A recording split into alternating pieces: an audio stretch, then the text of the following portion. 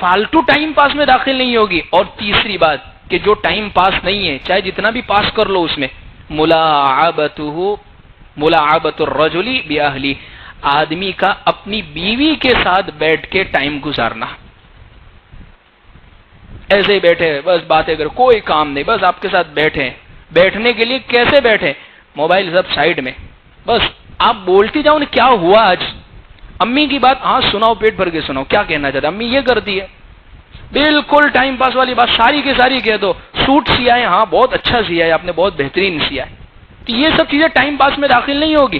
تو اس لیے کہ بلکہ حدیث میں ایک واقعہ اللہ کے نبی صلی اللہ علیہ وسلم کا ملتا ہے کہ امی عائشہ رضی اللہ عنہ پیارے آقا صلی اللہ علیہ وسلم کے پاس بیٹھی اور حضور کو 11 عورتوں کی کہانی سنا رہی ہے کہ حضور دیکھیے 11 عورتوں کا قصہ ہے.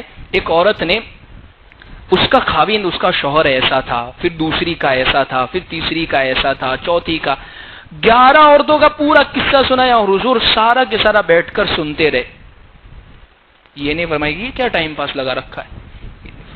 دیکھیے ہمیں دین سمجھایا کہ اس میں دین ہے، اپنے گھر والوں کو ٹائم دینا اور ٹائم میں بھی کوالٹی ٹائم دے. ہاں ہاں سن رہے ہو نہیں، ہاں بول، یہ نہیں.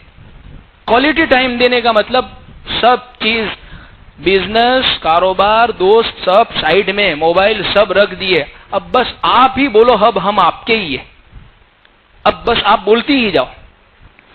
تو اس لیے ایسا ٹائم دے. اللہ کے نبی صلی اللہ علیہ وسلم پوری بات سنتے رہے.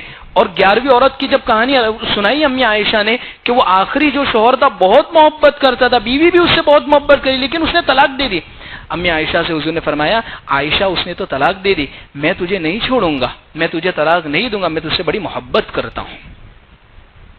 تو اس لیے اس سے یہ بات علماء نے یہ بات لکھی ہے، اس لیے بیوی کے ساتھ جتنا بھی وقت گزار لیا، راؤنڈ میں لے گئے، پھرانے لے گئے، کوئی حرج نہیں. کبھی وہ کہنا کہ لے جا رہا ہو راؤنڈ میں تو لے کے چلے جانے کا کوئی حرج کی بات نہیں، یہ گناہ نہیں ہوگا، یہ نافرمانی نہیں ہوگی، یہ ٹائم پاس کرنا نہیں ہوگا.